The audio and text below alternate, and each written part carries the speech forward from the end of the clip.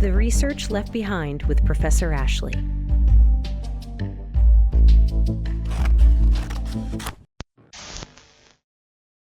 Hello and welcome to the Research Left Behind Season 2 with a whole new setup. This is the only Twitch stream, YouTube show, and podcast, depending on your mode of access, which sweeps the cutting room floor to bring you the research that got left behind. My name is Professor Ashley, and yes, I'm a real professor who teaches people how to make video games. Tonight, I am joined by Dr. Akil Fletcher, postdoctoral fellow in the Society of Fellows and lecturer in the Department of Anthropology at Princeton University. Black Gamers Refuge, Finding Community Within the Magic Circle of Whiteness is the book chapter, and it's in the Routledge Companion to Media Anthropology. If you are watching the live stream, you can type !book into chat and get a link where you can go read it for free, thanks to Routledge's open access program. If you are watching or listening after the fact, make sure to check the episode description for that link. Faculty, staff, and students, please join me in saying thank you to Dr. Fletcher for being on the show and telling us all about the research he had to leave behind in Black Gamers Refuge. Hi, everyone. Thank you. Whoop, let's make sure that's muted. Hi, everyone. It's wonderful to meet you. My name is Dr. Akil Fletcher. I am happy to be here. I am also happy to be able to talk about all the research that has been left behind. I am also a real professor that teaches people how to analyze video games and, studies how Black individuals use and engage with video games, and it's gonna be fun. We're gonna have a great time. That's awesome. Thank you so much again for being on the program. I know it's late. Now I'm feeling it now that I'm on the East Coast. I'm feeling this 9 p.m. airtime. Before we can start talking about your chapter, which I'm super excited to do, we have our COI disclosures, which is a total joke because I don't have an HR department. But this is where we get to talk about how we know each other because all academics are interconnected. And also it's a joke because the only employee I have is our moderator, Chris, who's not here tonight. We have a guest moderator. So thank you, Debug Zelly, for stepping in and being our guest moderator. We super appreciate all the work that you do, particularly in our conflicts of interest. So my first question is our classic lore drop. Do you remember how we met, Dr. Fletcher?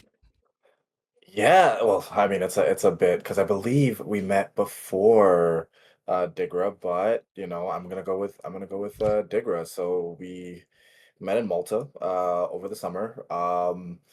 Definitely during the meet and greet. It was late. Malta, we were very high up. Malta looked great from the view, but we happened to get a chance to talk about plenty of things. But one of the things we did speak about was the fact that we both had kids around similar ages, yours being 3 and mine being 4, and all the great stuff about missing them or not missing them in any of those cases. But who could say who did what and who missed or didn't miss who? Either way. Yeah. I have to tell you a confession. This was at a drinks reception for the conference, which people who are watching, if you've ever been to an academic conference, it's necessary after hearing like 12 hours of papers that are wonderful. You need a refreshing drink. But I have to admit, Akil, I had a glass of white wine and it would just keep getting warm and I would keep ditching it in the bushes because I also didn't want to drink alcohol. I was so hot. I mean, I only wasted 2 cups of wine. Like I feel really bad wasting alcohol, right? But folks would, bring me a glass of wine, which is wonderful and so kind of them, but it was so hot. I was getting so dehydrated that hopefully you and Carlos didn't see me, but it was like, oh, thank you. Water, please. I don't blame you. And I had water the majority of the night. Someone was very, very nice to gift me a beer, but they also didn't know that I'm not much of a drinker. So I'm just like, I will partake a little bit, but once this is halfway done, it is water time. Yeah. It's I think the plants got very well watered that night in the garden. Speaking of, what are you drinking? Oh, yeah. Well, speaking of water, it's some of that good old H2O in this very blue cup. Cheers. I have my old water bottle too. Okay, so let's salute. Let's get back into the research left behind in Black Gamers Refuge, which is a fantastic chapter. And, first of all, belated congratulations. It is such a huge deal to get any publication out the door, especially one in an anthology. I'm a huge fan of anthologies. I think it makes a lot of sense for grad students to use anthologies as kind of a springboard into investigating topics. So, huge congratulations. Super important work, super important publication. Thank you. The chapter itself, we're gonna start off by going into Games 101 territory. So the chapter itself looks at the magic circle. Particularly the term you coin is the magic circle of whiteness. But for folks who are unfamiliar with the basic concept of a magic circle, Huizinga's concept of a magic circle, I was wondering if you could tell us what that is, and then we'll get into the magic circle of whiteness.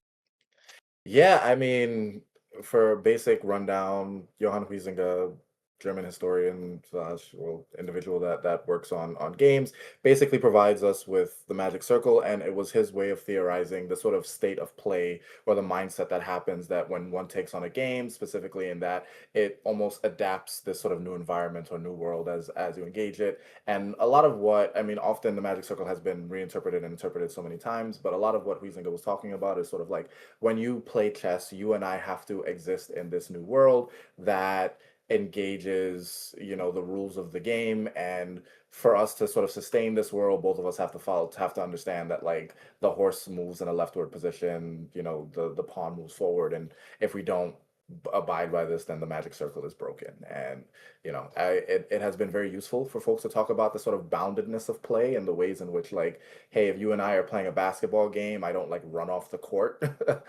into the field and play soccer. But it has also been challenged for the ways in which that it has been, I don't want to say outpaced, but the introduction of so many other games, even the games that Huizinga mentions themselves, aren't just about the gameplay. It's also about the things that are happening outside of it. So there is a meta commentary or meta engagement in sort of any game that's being played, and it's there. I still think it definitely has some use, but Huizinga has been rightfully taken to task in many later pieces. Yeah, I think it's that metagame kind of aspect that's the most interesting, and I think that comes through in your chapter. So now that we have the basic understanding of this concept, I want to move on to talk about how you use it.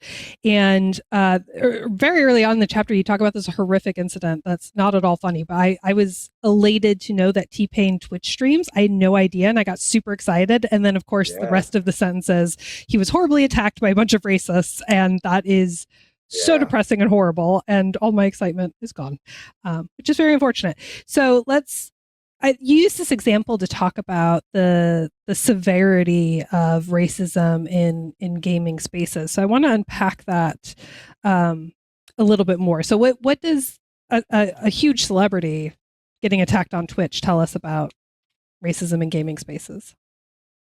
Yeah, I mean, honestly, it just speaks to the ubiquitousness or the ubiquity of it, right?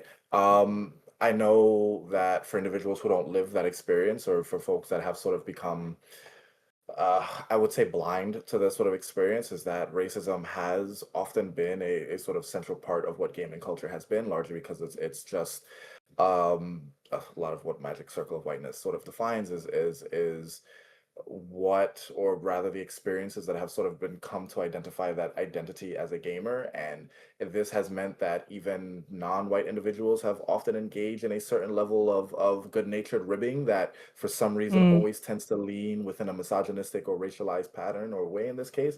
So often when individuals are losing or winning or the things like that, right, whether it be conversations just about domination or any other thing like that, it often results in the fact that a racist comment is going to come out, right? And with the way that lots of other folks who have researched Black communities, other things like that, Kishona Gray obviously being a big one, Samantha Blackman, other folks, there are physical artifacts that are left behind and the ways in which that you communicate in many of these cases.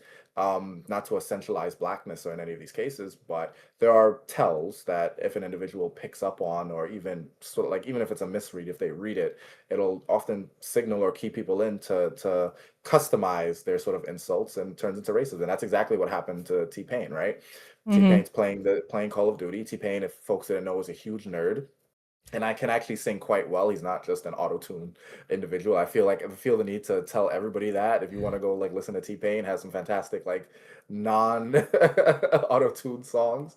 Um, but yeah, he's playing this game, and then a bunch of what is more than likely young adult gamers decided that the way that they were going to take this individual to task was to use the N word with reckless abandon. And thankfully, the story has a semi-happy ending in the way that um, T-Pain beats these individuals, and he's like, "Hey, everybody, the N-words win. It is what it is." So he got to sort of use his skill to fight back and push back against the racism that he was experiencing. But unfortunately, sometimes it doesn't always go that way. Often racists do lose, but sometimes there Yeah. also might possibly be some of the best players that they have, and the bar for whether or not black people should or shouldn't experience racism shouldn't be whether or not we can beat you Yeah. in a game, which often we will, but it's still a pretty high bar and a lot of pressure to set. So yeah.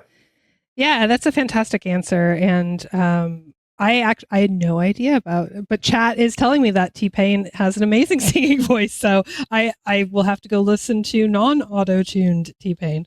But W's in the chat. more importantly, though, I want to go back to this idea in talking about the magic circle and how games are played.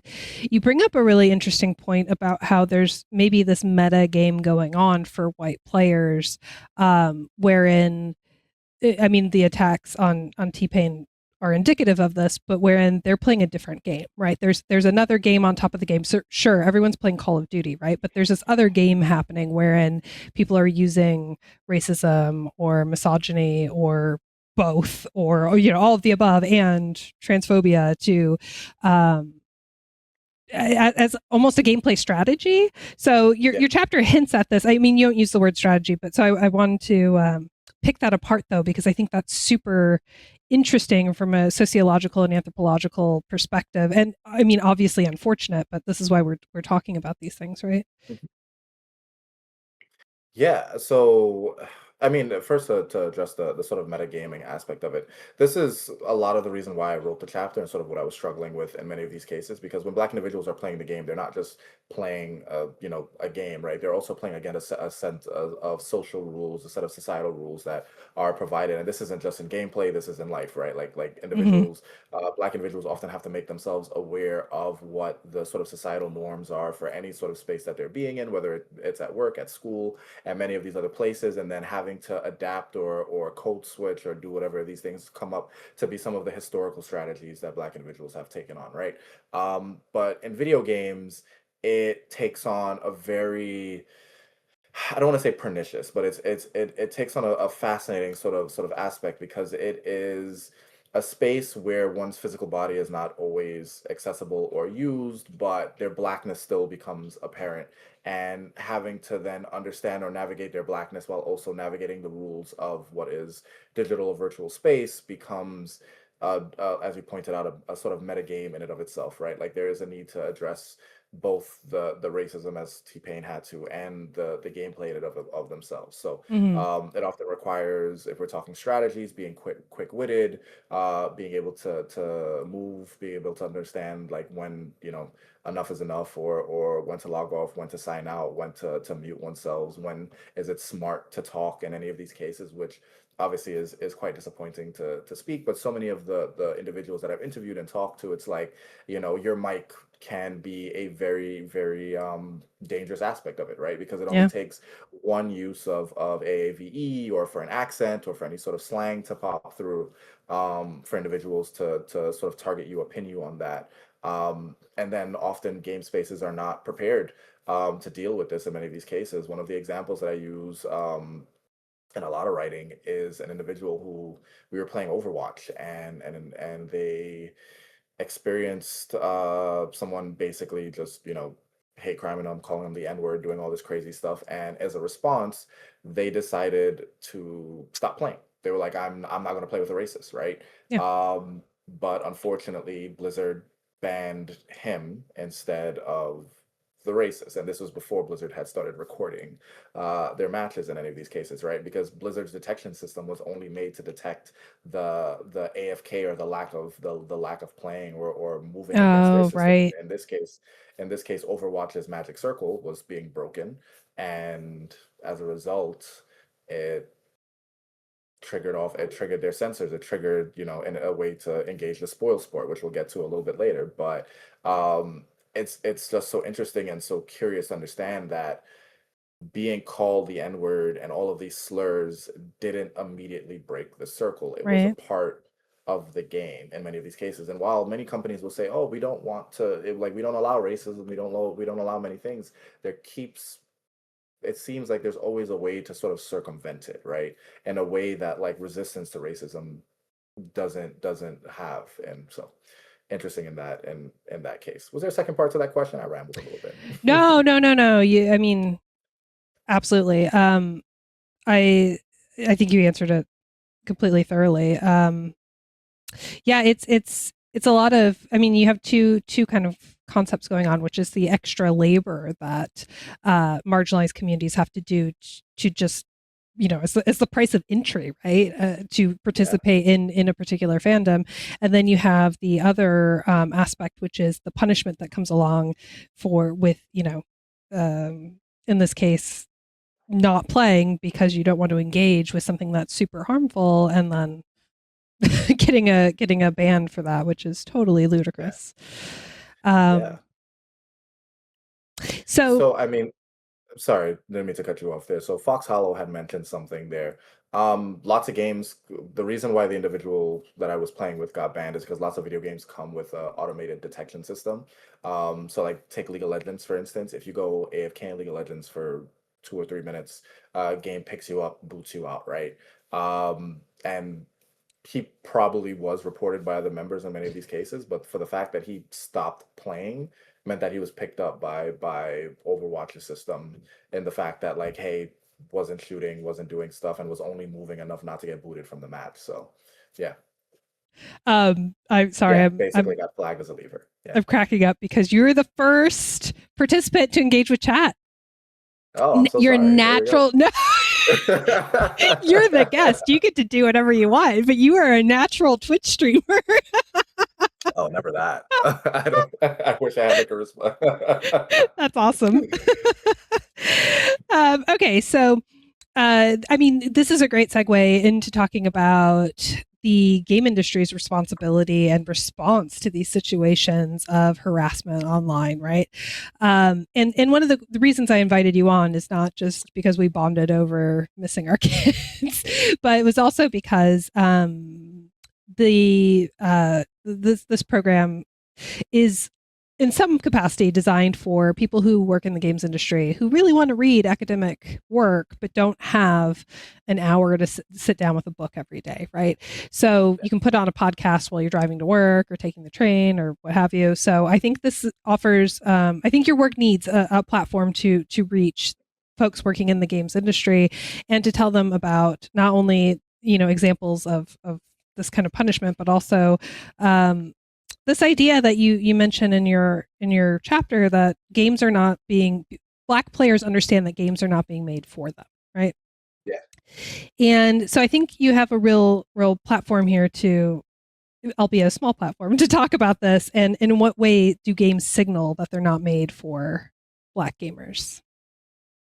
Yeah. So the I guess the best way to put this is, like, I try to be specific in the article in and of itself, of saying, like, hey, I'm not calling game developers racist or any of these Yeah. other things, Oh, right? of course not. Like, it is a tacit experience where, I mean, there's probably plenty of racist game developers, but that's besides the point. It's more of a tacit experience from experiencing what the hegemony is, right? Like, when I teach gaming blackness, which is a course that I teach at Princeton, I talk about the ways in which that, like, games are very much a reflection of our society, and our society has been built up largely from a Western colonial standpoint, and that has meant that it has prioritized a male, white, heterosexual figure. And this is clearly felt not only through the history of games, and that many of the games that were developed, many of the earlier game, be it like Space War, any of these other sort of like early engagements with computers and gaming, were in largely white serving institutions. Where even if we look at institutions like MIT, even though they did allow Black individuals in by the time Space War was developed within the 60s, you still have uh, plenty of evidence that recruiters were doing their best to tacitly bar Black individuals from coming in, right? So all of the places where computer technology, all these other things are coming in, are adding to the fact that the history of gaming is largely being made around with white men. And this carries on consistently because people make what they know, and it's not Yeah. that white men couldn't make or develop engagements with Black individuals, but even the engagements with women, with BIPOC folks, other things like that, are coming from a specific sort of background, right? And this has resulted in the industry that we have today, and that it is, even though there is still so much diversity that is now being incorporated, a lot of it falls hollow. A lot of it, fails to really engage with certain cultures and other aspects of it.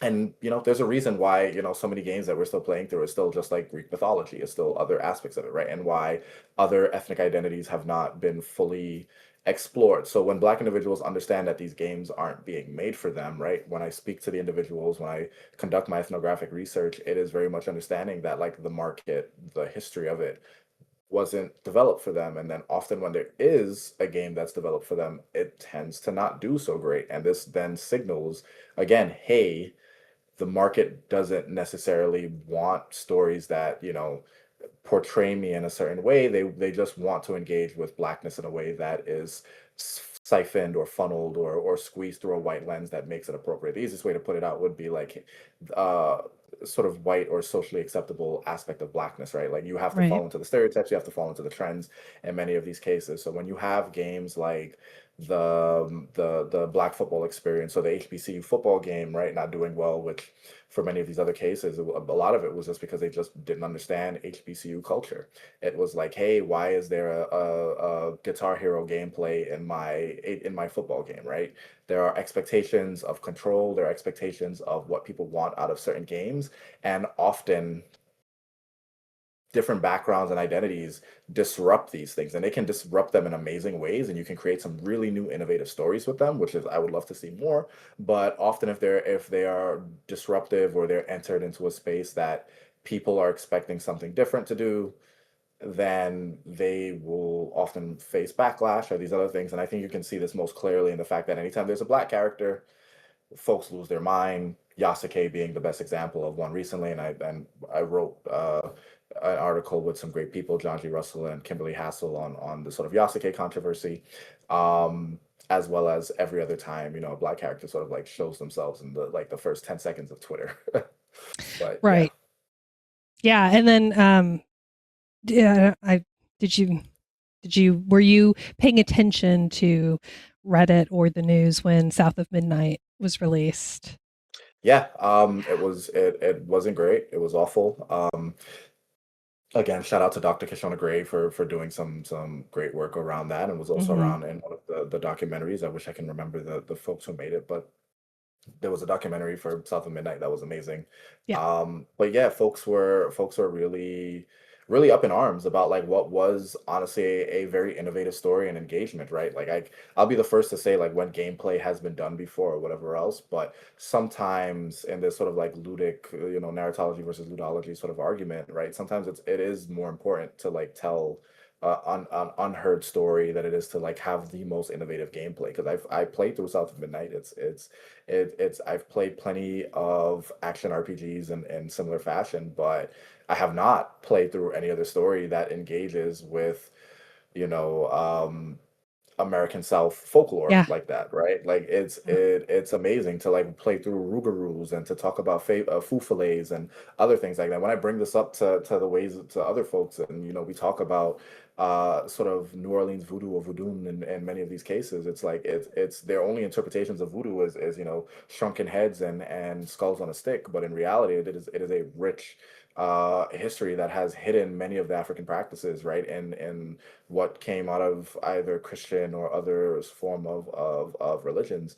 And with that carries so much history, so many stories, so many aspects of it.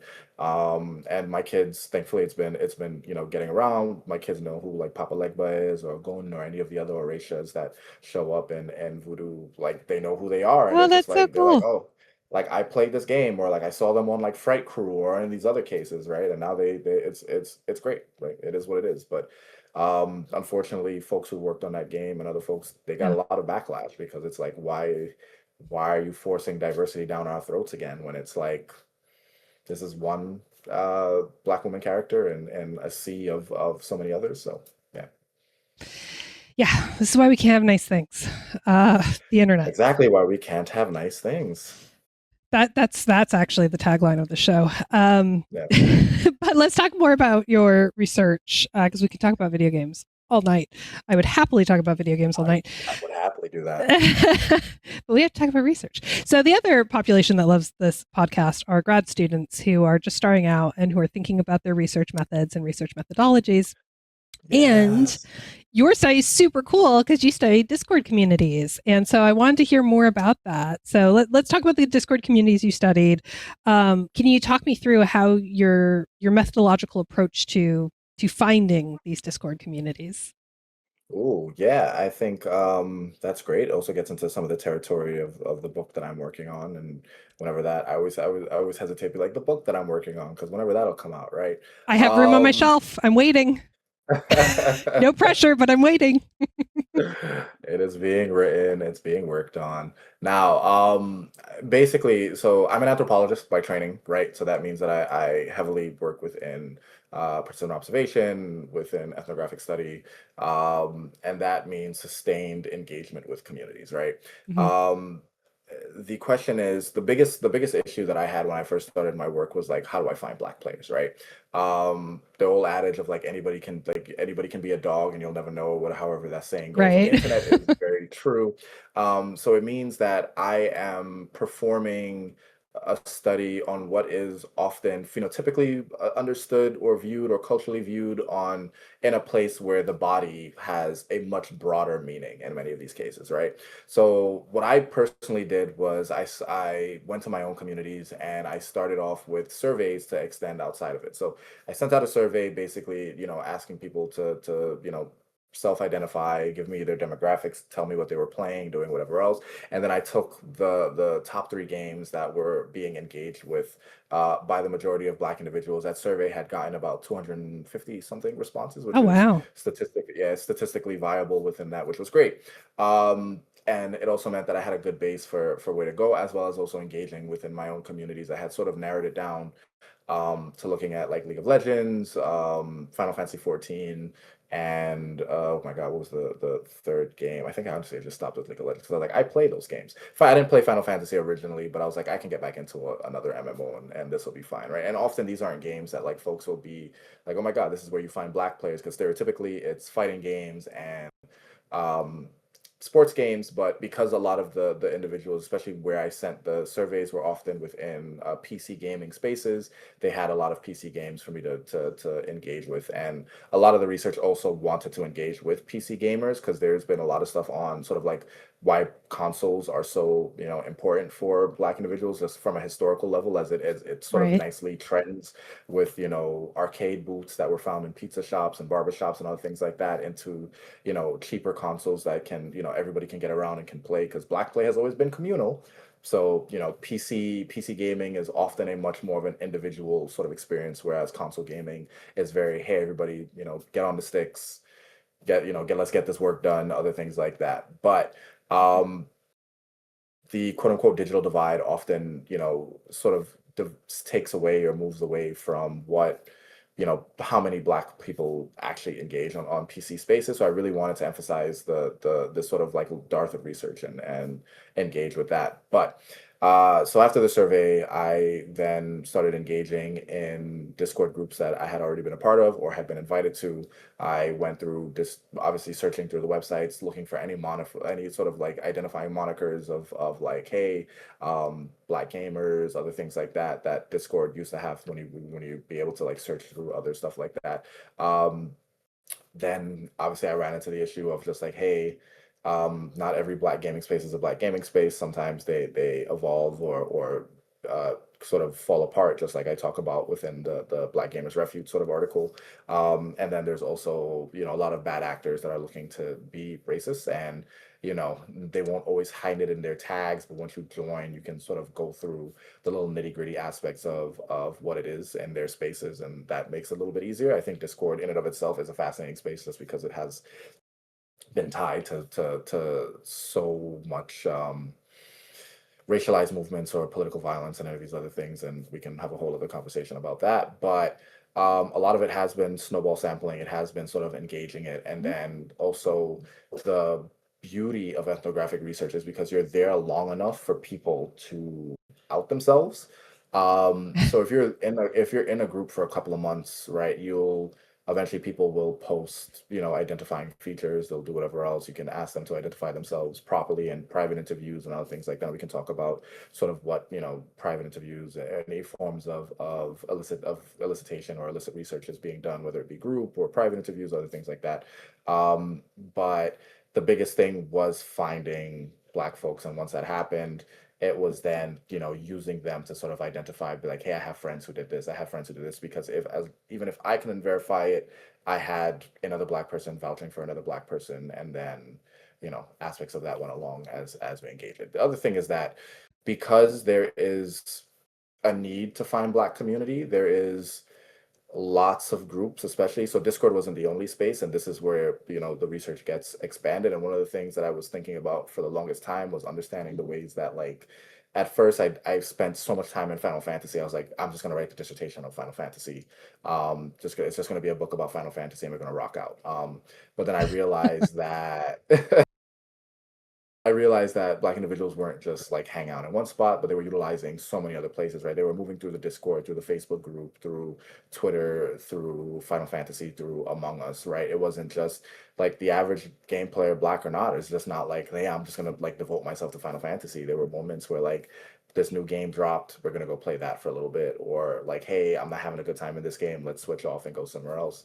So it meant that eventually it moved from just researching Final Fantasy in Discord and experiencing something that I call Black intermediality, and the fact that a, a Black space isn't just made up by like the Discord group or many of these other things. It was made up by the sort of interweaving of multiple uh, online existences, right, to create this sort of multimodal experience. And it meant that I had to adjust my research methods to not just be like, hey, I'm hanging out here and sort of like force it. Of course, there's always going to be some sort of framing in a project. You can't study everything, especially when you're online. A project can become very unwieldy very quickly. It's like I'm gonna study every game and everything ever. But I Right. realized that it was more important to practice the sort of or follow the navigational practices of like, where are Black folks going, where are they residing, where are they finding safety, where are they like moving when they're not in a specific game, rather than trying to study every single game that they were talking about. So in following those movements is how I got access or engaged and found other Discord spaces and things of it. And this is why the project moved from just research on like a Black community and is now moved into a more theoretical realm of understanding Black world building, because so many of the Black spaces that I was in it wasn't just about like, hey, let's like make a Black space. It was like, let's make a Black world, because so many Yeah. of the communities I spoke to was like, our world is like, we're just living in a different world from many of our white counterparts. So like, and like, what does that look like? Sort of like, what is that sort of like imagining of Black reality actually turn to be? And that is largely why the book is called Playing in Color, why Black gamers build worlds, but or how Black gamers build world rather, but we can talk about that another time. Did you just drop your title, your book title? Oh, for now. We'll see. So exciting. I'm so excited. Okay, well, we're going to have you back to talk about the book, obviously. So, I would be no pressure. happy to. No pressure. As soon as it exists and I don't hate it. So, I mean, all of that is fantastic information. I think that's a huge finding in and of itself, right? Is Yeah, um, the I mean, in my mind, when I'm thinking about gaming communities and when I think indeed about the body of knowledge that exists on gaming communities, it's so much about these stationary, very uh, frozen almost communities in certain digital spaces. So the idea that these are folks who move around, even in a single play session, right? Like, let's play this yeah. game now. Let's play this game. That kind of like hyper mobility is something that's huge. That's a huge research finding and is amazing. Um, Thank so I wanted to talk about the the dog aspect of your research in the on the internet. Nobody knows that you're a dog, you. because your chapter has a couple really wild examples of people who were in Black discords doing the Rachel Dolezal and claiming a Black Yeah. identity when in fact they were actually white. And that is, would you like to talk about that? Yeah, so I mean, one of the main groups, the reason why I had written the article was also, I mean, other than the fact that I was thinking through because this came out like after I had written orals and I had just like moved on to candidacy. Um, I was within a space that had came to an end or whatever else. It still technically exists, but it no longer existed as a black space, and I wanted folks to understand the ways in which the ephemerality of online space, but especially black online space comes to be.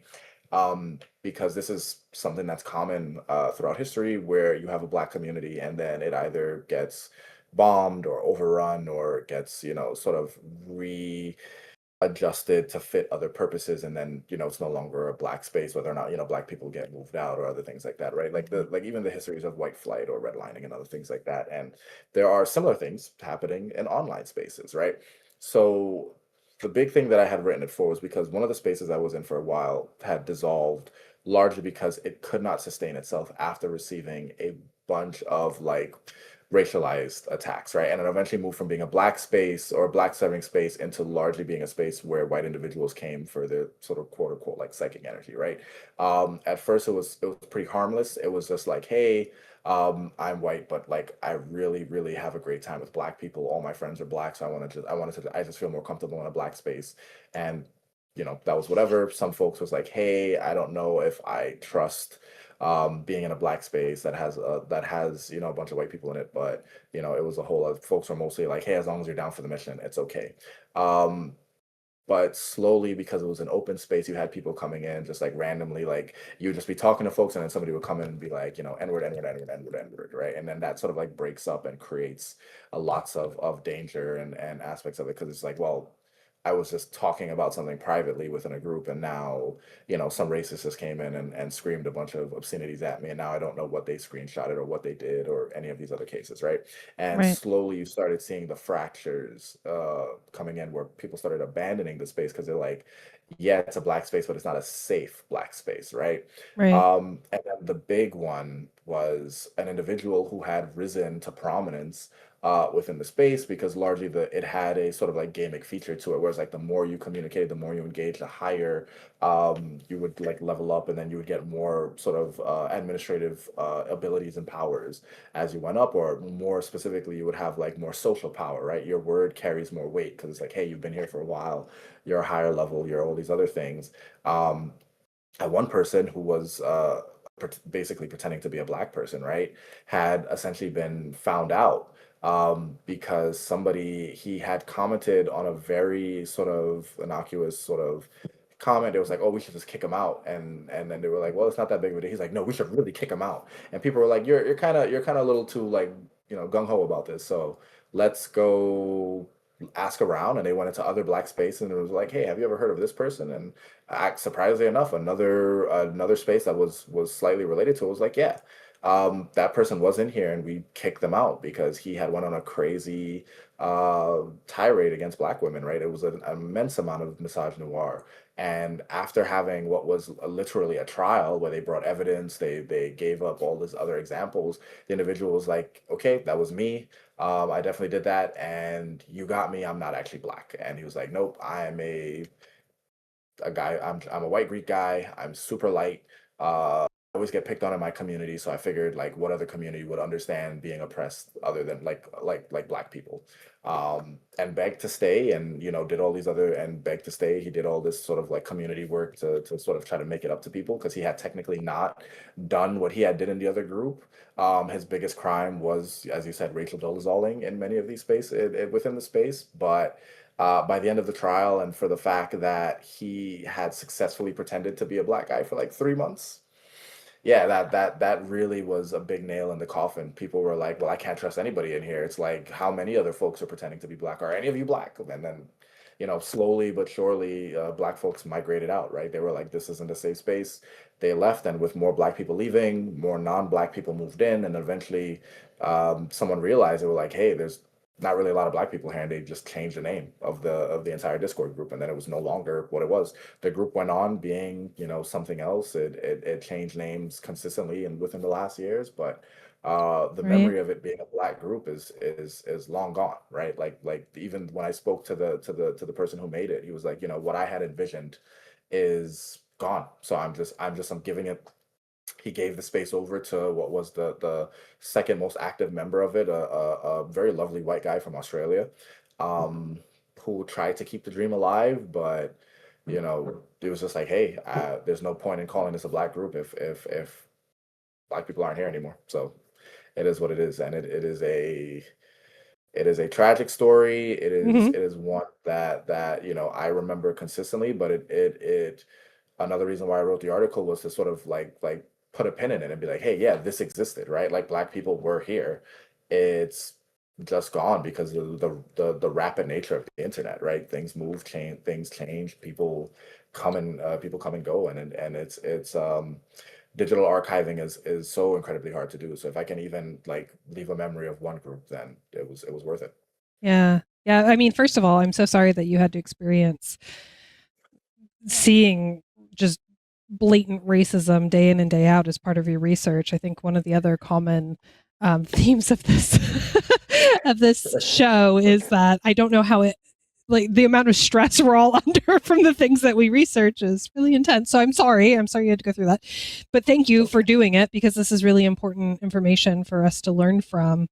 Um, and the last thing I wanted to follow up on the methods before we get into um, the kind of flip side, right? Because you have a positive story that I really want to make time for about a Yeah. community that resisted that kind of takeover. But one of the points for any grad students listening is whenever you want to do online research, there will always be people that say, "Well, how do you know you're actually interviewing people who are this, that, or the other?" Right? And it, I mean, Rachel Dolezal is a great example in this case of, well, how do you know in real life that someone is Yeah. presenting themselves as black? How do you know if they are, actually black? I mean, you can't trust. I mean, maybe a little bit easier in real life, but you can't trust anything, right? Yeah. Identities are really complicated things. So when you're asking someone in a survey, even if you're talking to them face to face, and how they identify, you don't know if they're actually telling the truth. And I think more often than not, people are telling the truth, except for these, extreme examples. But Yeah. okay, great. Let's. I really want to get to the story about you. You have this term "black spoil sport," which describes Discord members who refuse to let who refuse to let white people take over black spaces. And I want to hear more about that because I think it's super important for the folks in the game dev community who are maybe designing these spaces or maintaining these spaces to hear how we can resist you know racist takeovers of black spaces. Yeah, I mean, there's a lot there. I guess to answer Fox Hollow Games again, real quick, it's yeah, fighting games are super important within the Black community, and that's honestly where you'll find the majority of our representation, right? Whether it be Sonic Fox, Majin, Little Majin X, or all these other folks, Smash Bros, Tekken, all these other games have been incredibly important for what the Black community is. And it makes sense that your friend is building out a game. Honestly, it's I think something that has always been a part of the Black tradition is imagining new worlds because, Hmm. the one that we live in is not all that great, especially for Black individuals, right? There's always a question of like, what time, like, what year would you like travel back in time to if you could? It's like as a Black person, like, as like the future, like I Yeah, can only hope it gets better from here than it goes up from here.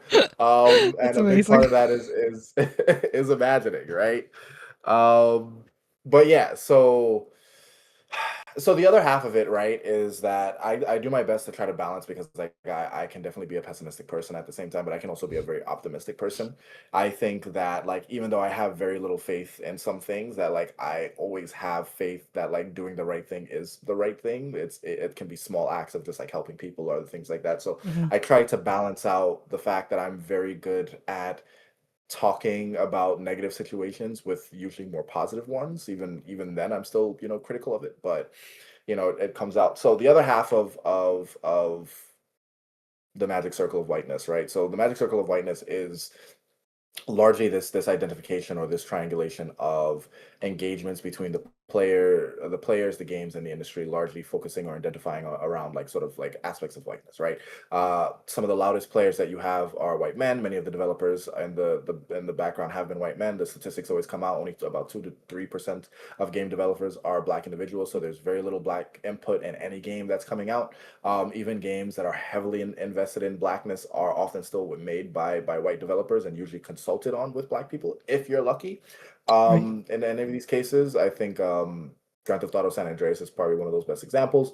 And then for the fact that not only like if the industry is mostly white, then the players who are the most vocal or being responded to are often going to be white, and then the games themselves, with majority of the main characters and stories being told largely existing within whiteness, right? This in itself creates what it is. So we extrapolate from Huizinga's Magic Circle that is mostly talking about the games of rule games, and I take the Magic Circle and apply it more to societal rules in this case, Hmm. right? Where if society is mostly making, creating, and asking for sort of whiteness within their games, this means that the rule set that we're playing with isn't like how do I move a chess piece, but rather how do I exist or navigate or sort of engage with whiteness in this larger way. And of course, for those who are not familiar, I do not mean whiteness as in specifically just white people. I'm talking about the ontological construction of whiteness that is an Right. abstraction that is separate from white people. It is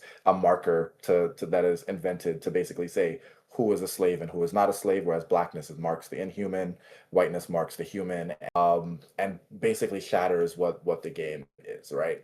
So in this case, if the game that we are playing, the rules that we are abiding to are whiteness, right? Blackness, often just in its existence, offers the resistance or the ontological foil that allows it for breakage or for disruption in this case, right? And this was hard to think through because Hmm. obviously blackness can exist within white spaces and not disrupt. Often it can often be subsumed or consumed in a way that actually makes it useful. Slavery, of course, being the best example. But when blackness or black individuals are allowed to engage or presume their own humanity and their own ability in this case, and I do a lot of like associating the gamer to the human because a lot of what marks the human also is a lot of the language that marks like who gets to be like a quote unquote true gamer. Right. Um, the space that I'm talking about being Black Girl Gamers, which is an incredibly, big name space for those who engage with Black gaming. Many of you probably will have known or have heard of it. Being the secondary space that I talk about because they've been around for a long time, right? They manage. They have not been subsumed into aspects of whiteness. They have not been destroyed by racial attacks in many of these other cases. And this was largely because unlike the first Black group that I talk about, Black girl gamers maintained sort of like heavy boundaries in terms of like who can enter the space and who didn't. Another thing for folks who are grad students might want to remember the fact is that you don't need to access every space, and sometimes it's Right. helpful to respect and not go into every space, right? I know there's a need is like, oh, I'm a researcher, I should be able to allow go wherever I want, but sometimes community practices are the best way to engage with the community is to respect it. And I was not allowed within, black girl gamer spaces, and I didn't ask to enter the space, right? I took Mhm. secondary accounts and interviews with individuals that engage the space so that they can have their own private space. But it's because of these sort of boundaries and rules that they made, where it was a space specifically for Black women, also acknowledging the fact that, you know, a lot of the harm that are done to Black women come from Black men. They were also like, hey, we know you're Black, we know you're doing amazing work, but still, this is a space for Black women, and I found it very important to respect that fact, but still want to give and to showcase the ways in which that their fugitive practices, that their resistances to. It's always so difficult because you try to move from the resistance framework and then you come right back to it. But anyway, um, but for them, they manage, right? They basically hunkered down and said, "Hey, for us to have a safe space, we have to protect it. We have to engage with Yeah. it." And eventually and it wasn't to say like they didn't just engage with people, right? They still went on to work with Marvel. They still have all of these great showcases, right? They worked with so many companies, be it Twitch, all these other spaces, right? But they made sure that first and foremost that their members were taken care of, and that was the big thing. And before I, finish my ramble, the biggest complaint or pushback that you get with any sort of black space is like, well, isn't that, self-segregation? Isn't this like sort of racist in it of themselves? And sort of this arguments. And while many Yeah. of these arguments are in bad faith, um, the history of what it is to exist as a black person, especially a black woman, and to have not only humanness be denied to you, but femininity or womanhood in any of these cases, right? It comes a need to be doubly cautious of how you engage and Yeah. how you protect that space, because it is very easy to want to consume the labor and the affect of black women's spaces Yeah. of everything, history has shown, that even down to the body, to the marrow, to the cells of individuals like Yep. Henrietta Lacks will Yep. be taken and used and consumed in any of these ways. So while I wish there was a way to have a more open, black space in many of these cases, often the need to protect it doesn't come Yeah. out of a need to want to segregate oneself, but out of a historical reality that if it is not protected, the space will then be destroyed, as you saw with the first example that I gave there. So yeah. Yeah. No, that's fantastic. And I wish people could understand that you don't not everything has to be made for you, and you don't have to have access to Yeah. everywhere. Particularly white people, women talking Yeah. to you. It's fine. White women, Taylor Swift fans. No, we have too much to worry about. We're not going to worry about Taylor Swift right now. Oh, Okay. you can't summon the Swifties. I know. I'm going to get canceled for that. Okay, so we have 5 minutes left, and you've been really, really generous with your time and with answering Yeah. chat's questions so far. So I think we're good to just tackle the last question, which is, tell me about the research left behind in Black Gamers Refuge. What did you have to cut out for length? Did you go down any research rabbit holes? Basically, you know that Word document you keep on your desktop where you just dump all the text that you had to take out of your manuscript. You're like, I'm going to Yeah. do something with this someday. let me know what's in that folder. Yeah, I mean, honestly, it's mostly around third spaces and a lot of the sort of engagement in terms of sort of the digital Habermas and some of these cases. So a lot of this was me just doing my absolute best to sort of understand the space and theorize around the space that I was working at. But a big thing that I left out was the fears and sort of issues that I had with relying on what is a less problematic, very old white guy, but still an old white guy nonetheless.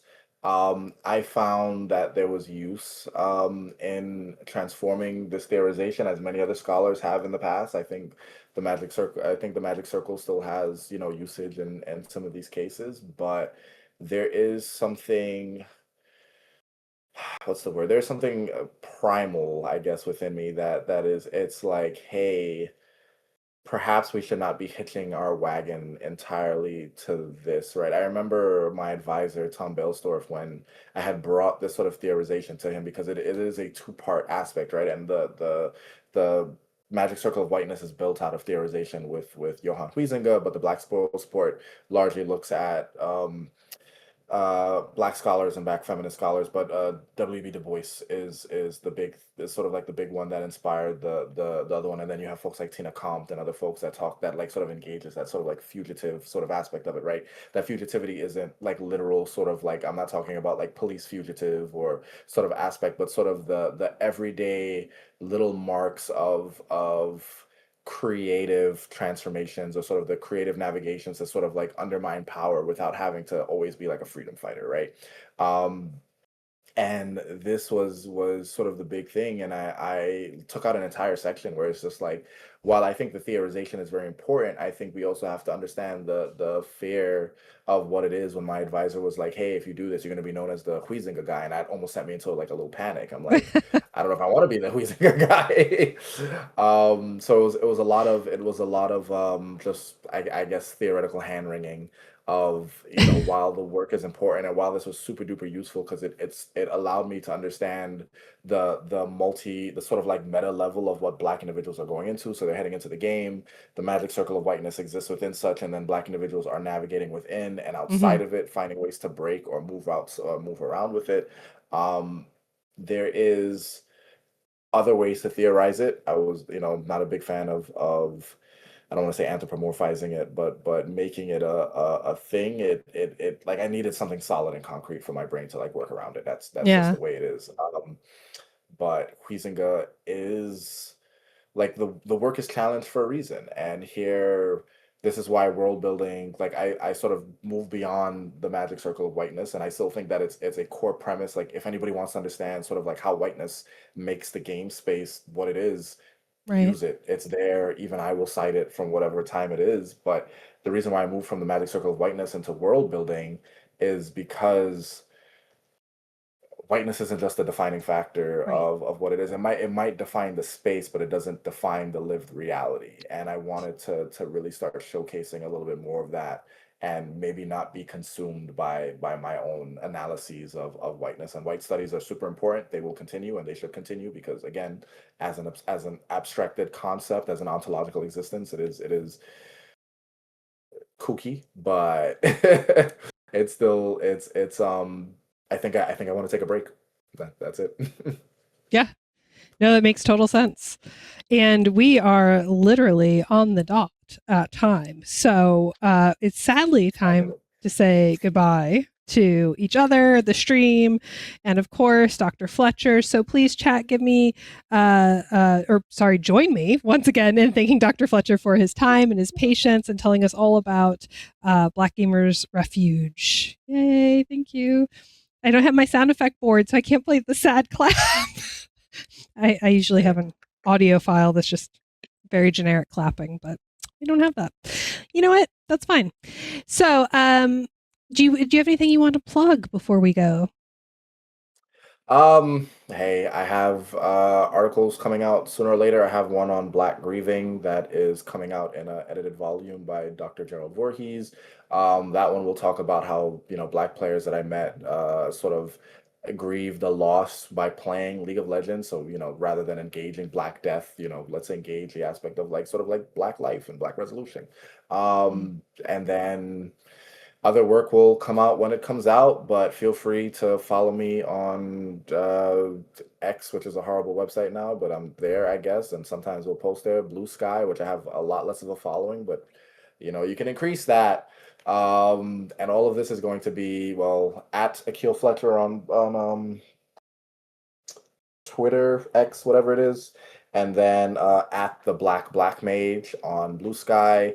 And this is because I played Black Mage in Final Fantasy 14. And if you had not noticed, soy moreno. Like I am. It's there. I'm black. We did it. This was the final reveal, everybody. I had to break it to you. But thank you guys so much. I love this. This was amazing. Debug I'm gonna Zelly, I hope die. it is. Debug Zelly, I thought it was Zell. Thank you so much. I loved all your comments, and thank you so much for moderating. This was amazing, and it's Ooh. okay. You know what? If it weren't so late, I would have done the surprise Pikachu face at your reveal.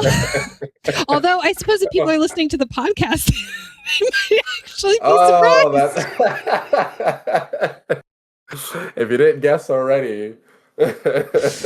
Oh, we like to have fun here. And yes, please go to the Discord. Zelly is going to share T-Pain videos, which we're all really excited to go listen to.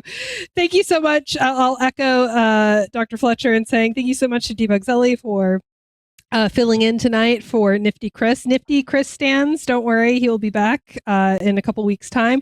Thank you also to Shawn, Pierre, and Adrianna Poindexter for the creation and use of the theme song. And thank you, of course, to you, the viewers, the listeners, and the watchers. Without you, this production would not be possible. Listeners, viewers, chatters, if you like this stream, this VOD, this podcast, make sure you are following with notifications on so that you know when we'll be live again and when the next recording goes up. If you're listening after the fact, you can head over to twitch.tv/professor_Ashley to follow and catch the next stream live. You can also find me on most social media platforms as professor_Ashley. The Research Left Behind has just started its second season. This is the first episode of season 2, which is super exciting.